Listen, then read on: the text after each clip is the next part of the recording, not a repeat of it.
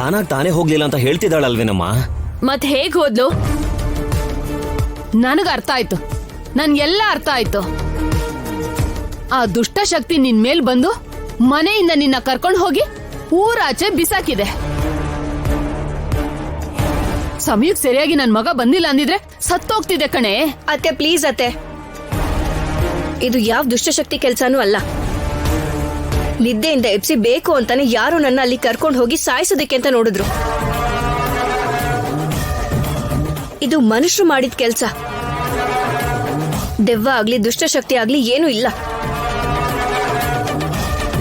ಅಮ್ಮ ತಾಯಿ, ನಿನ್ಗೊಂದ್ ನಮಸ್ಕಾರ. ಮನೇಲಿ ಗರ್ಭಿಣಿಯಾಗಿರೋ ಒಂದ್ ಹೆಣ್ಮಗು ಇದೆ. ನೀನ್ ಮಾಡೋ ಕೆಲ್ಸದಿಂದ ಅವಳಿಗೆ ಅಬರ್ಷನ್ ಆಗ್ಬಿಟ್ರೆ ನಮ್ಗೆ ವಂಶದ ಕುಡಿನೇ ಇಲ್ಲಂಗ್ ಆಗ್ಬಿಡುತ್ತೆ ಕಣೆ. ಅತ್ತೆ ಏನ್ ಮಾತಾಡ್ತಾ ಇದ್ದೀರಾ? ನಿನಗೆ ನಿಜವಾಗ್ಲೂ ದೆವ್ವ ಹಿಡಿದಿದೆ ರಾಜಿ. ದೆವ್ವ ಮೆಟ್ಕೊಂಡವ್ರೆ ಹೀಗಾಡೋದು. ಮನೇಲಿ ಮಲ್ಕೊಳ್ಳೋದ್ ಬಿಟ್ಟು ಎಲ್ಲೋ ಹೋಗಿ ಮಲ್ಕೊಳ್ಳೋದು. ಒಂದು ಸ್ವಾಮೀಜಿನ ಕರ್ಸಿ ಪೂಜೆ ಮಾಡ್ಸೋಣ. ನಿನಗ್ ಹಿಡ್ದಿರೋ ದೆವ್ವನ ಓಡ್ಸೋಣ. ಇಂಥ ಹುಚ್ಚು ಕೆಲ್ಸಗಳನ್ನ ಮಾಡ್ಬೇಡ. ನನಗಂಥದ್ರ ಮೇಲೆಲ್ಲ ನಂಬಿಕೆ ಇಲ್ಲ. ನನಗ್ ಹಿಡ್ದಿರೋದು ದೆವ್ವ ಅಲ್ಲ. ಯಾರೋ ನನ್ನ ಸಾಯಿಸೋದಕ್ ನೋಡಿದ್ರು ಇದೇ ನಿಜ. ನೀವ್ ಯಾವ್ದೇ ತರ ಸ್ವಾಮಿ ಪೂಜೆನೆಲ್ಲ ಇಟ್ಕೋಬೇಡಿ, ನಾನು ಒಪ್ಕೊಳ್ಳೋದಿಲ್ಲ.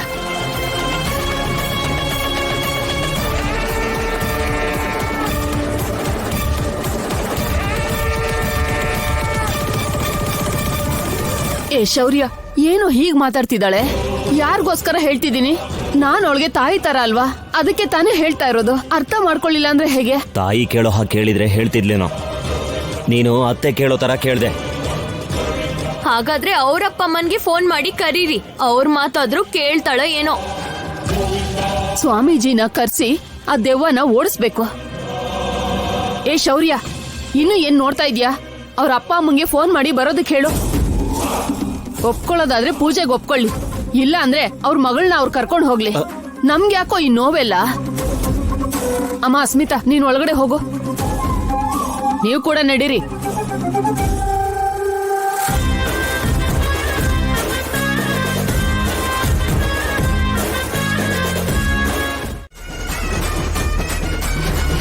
ಅಷ್ಟೇ ಬಿಡು. ಈ 4 ಗೋಡೆಗಳ ಮಧ್ಯೆ ಬದುಕ್ ಸಾಯ್ಬೇಕು. ಆ ಕಡೆ ನೋಡಿ, ನನ್ ಫೋಟೋಗೆ ಹಾರ, ಇಲ್ಲಿ ನೋಡಿ ನನ್ ಹೆಂಡತಿಗೆ ಬಿಳಿ ಸೀರೆ. ಏನ್ ನನ್ಗೆ ಈ ಕರ್ಮ? ಯೋಚನೆ ಮಾಡ್ಬೇಡಿ ಅಳಿ ಅಂದ್ರೆ, ಎಲ್ಲ ನಮ್ಮ ಒಳ್ಳೇದಕ್ಕೆ ಅಲ್ವಾ? ನಮ್ಮ ಒಳ್ಳೇದಕ್ಕಲ್ಲ, ಅವಳಿಗೆ ಒಳ್ಳೇದಾಗ್ಬೇಕು ಅಂತ ಅಲ್ಲಿ ನೋಡಿ ನನಗ್ ಹಾರ ಹಾಕಿದಾಳೆ.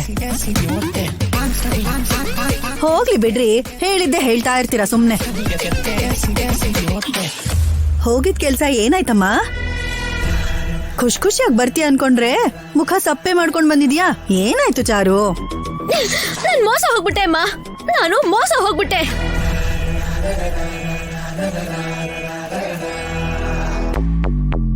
ನನ್ ವೀಕ್ನೆಸ್ನೇ ಅಸ್ತ್ರ ಮಾಡ್ಕೊಂಡ್ಬಿಟ್ಲು ಆ ಕಳ್ಳಿ, ಆ ರಾಕ್ಷಸಿ. ಮೋಸ ಮಾಡಿದ್ಲಾ? ಮೋಸಕ್ಕೆ ನಮ್ ಫ್ಯಾಮಿಲಿ ಹೆಸರುವಾಸಿ ಅಲ್ವಾ? ನೀನು ನಮ್ಮೆಲ್ರಿಗೂ ಲೀಡರು, ನಿನ್ನೂ ಕೂಡ ಮೋಸ ಮಾಡಿದ್ಲಾ? ಹೌದು.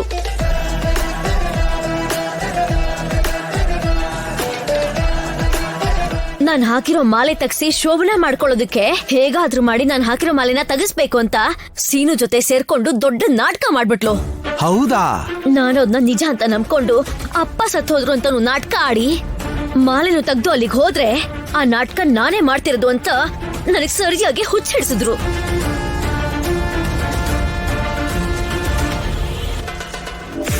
ಅಂದ್ರೆ ಬಿಸಿ ನೀರು ಮೈ ಮೇಲೆ ಹಾಕೊಂಡು ಮೂಗಲ್ಲಿ ಹತ್ತಿ ಹಿಡ್ಕೊಂಡು ಗುಂಡಿಲ್ ಮಲ್ಕೊಂಡು ನಾನು ಅವಸ್ಥೆಗಳನ್ನ ಅನುಭವಿಸ್ದೆ, ಸಿಂಪಲ್ ಆಗಿ ಮೋಸ ಮಾಡ್ದೆ ಅಂತ ಹೇಳ್ತಿದ್ಯಾ?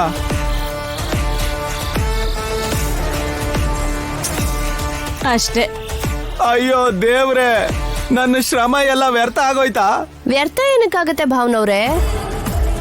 ಯಾವತ್ತೋ ಒಂದಿನ ನಿಮ್ ಶ್ರಮಕ್ಕೆ ಫಲ ಸಿಕ್ಕೇ ಸಿಗತ್ತೆ. ನಿಮ್ ಶ್ರಮನ ಪಕ್ಕದಲ್ಲಿಡಿಯಪ್ಪ. ಪಕ್ಕದಲ್ಲಿಡ್ಬೇಕಾ? ಹೌದು. ಅವರಿಬ್ರು ಏನು ಹ್ಯಾಪಿಯಾಗಿ ಶೋಭನ ಮಾಡ್ಕೋತಾರಂತೆ. ಅದ್ ಹೇಗ್ ಮಾಡ್ಕೋತಾರೋ ನಾನು ನೋಡೇ ಬಿಡ್ತೀನಿ. ಅದಂತೂ ಸಾಧ್ಯನೇ ಇಲ್ಲ. ಅವರಿಬ್ರನ್ನು ಒಟ್ಟಿಗೆ ಇರೋಕ್ ಬಿಡೋದೇ ಇಲ್ಲ. ಅವನು ನನ್ ಕತ್ತಿಗೆ ತಾಳಿ ಕಟ್ಲೇಬೇಕು. ಅವನು ಮೊದ್ಲು ತಾಳಿ ಕಟ್ಟಿದ್ದು ನನ್ ಕತ್ತಿಗೆ, ಅವನು ಇನ್ನು ನನ್ ಗಂಡಾನೆ. ಈಗ ಅವರಿಬ್ರು ಏನೋ ಶೋಭನೆ ಮಾಡ್ಕೋತಾರಂತೆ. ಆ ಶೋಭನನ ಹೇಗ್ ಮಾಡ್ಕೋತಾರೋ ಅಂತ ನಾನು ನೋಡೇ ಬಿಡ್ತೀನಿ. ಆಗಕ್ ಬಿಡೋದಿಲ್ಲ.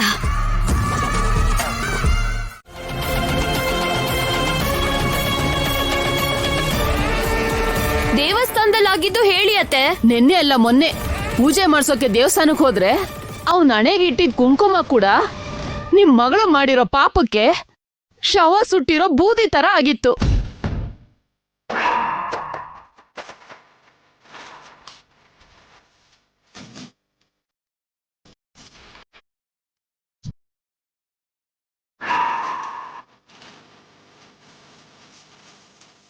ರಾತ್ರಿ ಮನೇಲಿ ಮಲ್ಕೊಂಡಿದ್ದವಳು ಅರ್ಧ ರಾತ್ರಿನಲ್ಲಿ ಎದ್ದು ಹೋಗಿ ಊರಿಂದ ಆಚೆ ಇರೋ ಮರದ ಹತ್ರ ಮಲ್ಕೊಂಡಿದ್ಲು.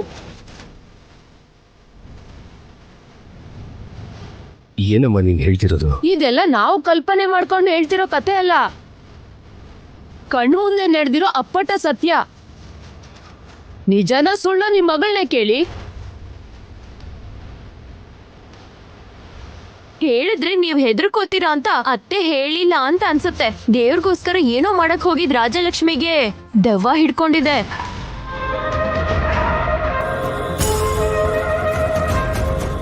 ಅಸ್ಮಿತಾ, ಏನ್ ದೆವ್ವ ಅಂತಿದ್ಯಾ?